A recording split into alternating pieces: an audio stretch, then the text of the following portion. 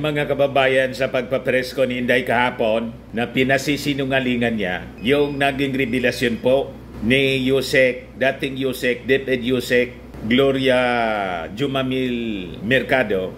May hamon ngayon si Congressman Conggon, J. Conggon. Ang hamon po niya, magpa-lie detector test ka niya. Ayan po, take lie detector test, Conggon dares BP Duterte. Kakasa ka ba? Sabi dito sa balita ng Manila Bulletin. Yan po si Congressman Conggon. Pag nagpa-lie detector test niya, Mr. Marabilia si Inday, baka masira yung machine.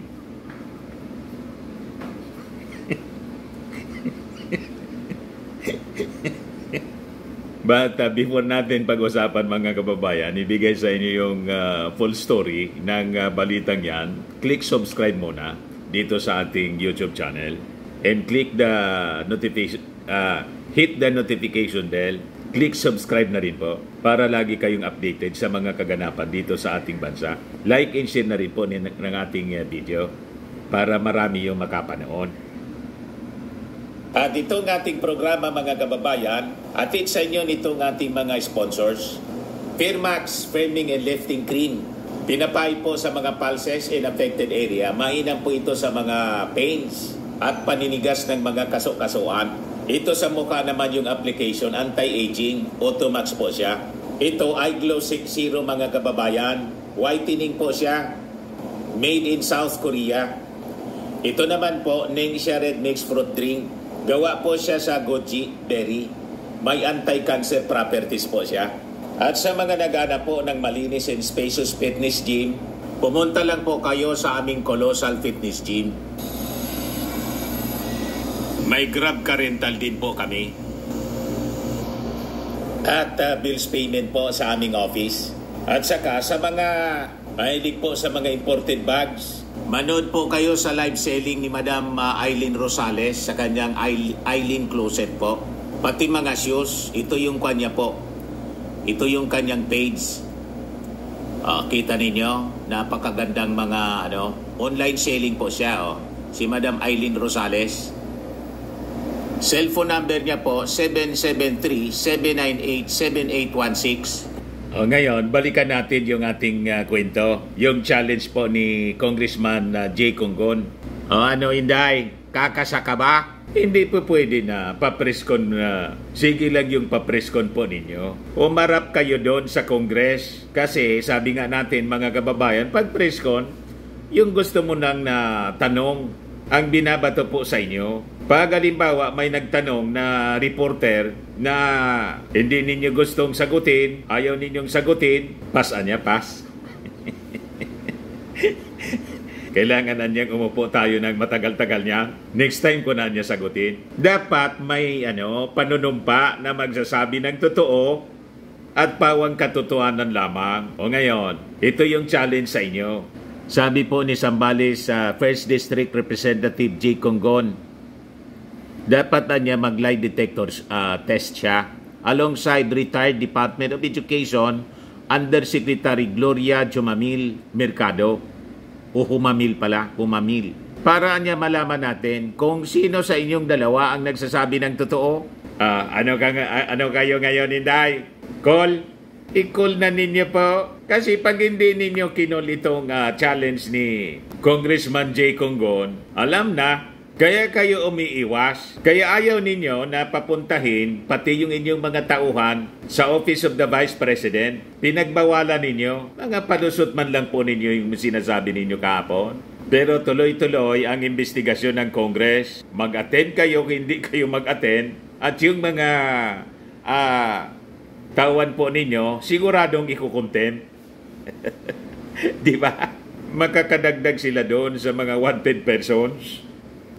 Mapupuno mga kababayan yung selda ngayon, detention cell, dyan sa Congress. Pag hindi po, ang bagong na-promote po mga kababayan na si IDG, Chief si General Nicolas Torre. Magaling yun. Inassign na po kay General Torre si Attorney Harry Roque. Kaya mas pinaigting ni Ari Roque yung pagtatago niya, mga kababayan. Malamang hindi na makapaligo. Pag next time na lumabas yun sa video, baka magmukhang palito na lang. Nangayayat na po, hindi makakain, hindi makatulog, hindi makapaghanap buhay kasi wanted ng ating Congress, pinapahunting ng Congress, mga kababayan, sa PNP. So sabi po ni Congressman, kung talagang sa puso ni BP Duterte, feeling niya, nagsasabi siya ng totoo, mag-lie detector test na lang silang dalawa, sabi ni Conggon. Hindi na kailangan pang mag-deny at manira sa press con to attack people. Kasi sabi po ni Inday, disgruntled man lang niya, basahin ko sa inyo. Other than yung nagpa-press ko, naglabas pa ng official statement yung Office of the Vice President, mga kababayan. Ito po, Office of the Vice President, pahayag, mga kababayan, pagpapatuloy ng mga tangka, sa pagpapatuloy ng mga tangka na siraan ang pagkatao ko, nais ko sanang himukin ang ating mga mambabatas na itigil na ang paggamit ng mga testigo na walang kredibilidad o di kaya ay questionable ang layunin. Halimbawa nito ay si Gloria Mercado na tinanggal sa pwesto bilang Undersecretary ng Department of Education at ngayon ay bahagi na ng political machinery laban sa akin. Nais ng Kongreso na paniwalaan ng mga Pilipino si Mercado at kalimutan na umamin itong masama ang kanyang loob nang mawala sa pwesto. Mga dahilan bakit tinanggal si Mercado. Una, humingi si Mercado ng 16 million mula sa isang pribadong kumpanya. Malinaw na ito ay labag sa batas. Hindi rin niya ito maaring itanggi dahil may mga dokumento ito at pirmado niya mismo.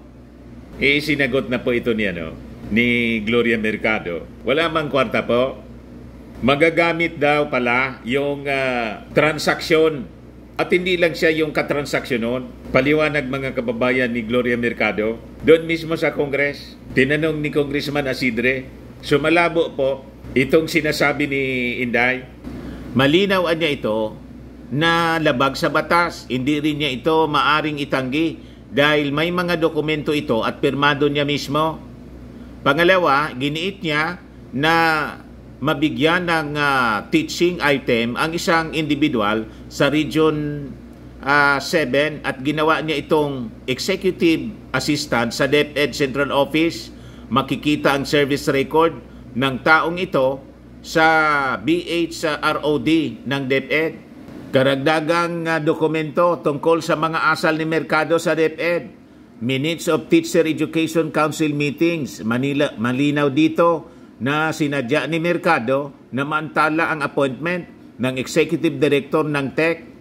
Maliban sa hinaharap na kaso ng korupsyon, kilala din si Mercado sa kanyang ugaling paninira sa mga kasamahan sa trabaho, kabilang na ang kapwa matataas na opisyal ng DepEd. Sa akin mismo ay sinubukan ni Mercadong siraan ang 3 opisyal ng DepEd. Gayon pa man, sana ay pag-isipan ng Kongreso ng walang pakundangang pagtatampok ng mga testigo laban sa akin ay maaring sumira sa buhay at kinabukasan ng mga pangkaraniwang empleyado sa DepEd at kanilang mga pamilya. Syukran, sabi ni Inday. Hindi maaari ang ganitong press statement lang po. Laging may pahayag. Gawin mo ito na official na pahayag, sumpaan mo doon sa Congress. At I think fair itong challenge ni Congressman Jay Conggon. Mag-lie detector test ka para magkaalaman na kung sino yung sinungaling. Kung wala namang tinatago si BP Duterte, walang issue sa pag-take ng lie detector test. Sabi po ni Congressman Conggon. O ano, Col?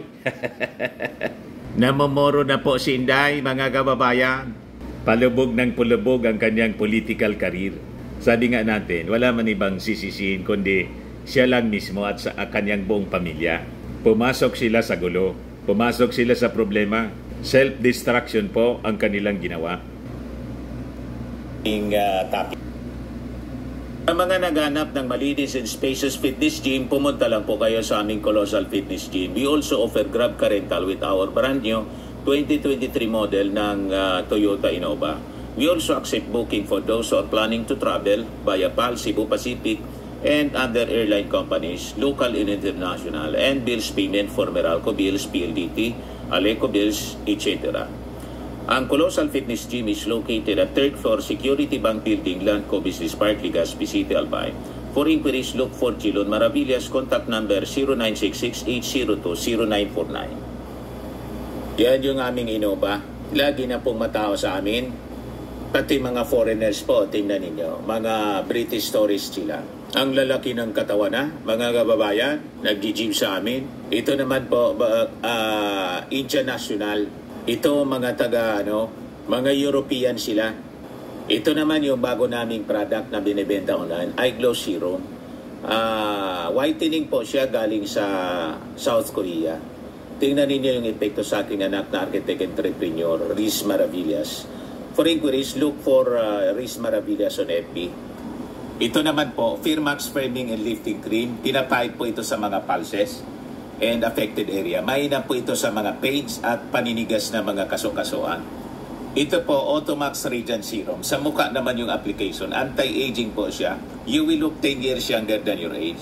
Sa mga cancer patients naman po, baka lang gusto ninyo itong itry. Nengxia Red Mix Fruit Drink. Hindi man po siya gamot, food supplement siya. Kaya lang, gawa siya mga kababayan sa goji berry. Yung goji berry may anti-cancer properties. Yung mga inquiries ninyo, dumiretso na lang kayo sa aming messenger sa Facebook para masagot namin agad. Ayos po. Ako po si Dante Maravillas. Bye-bye. God bless.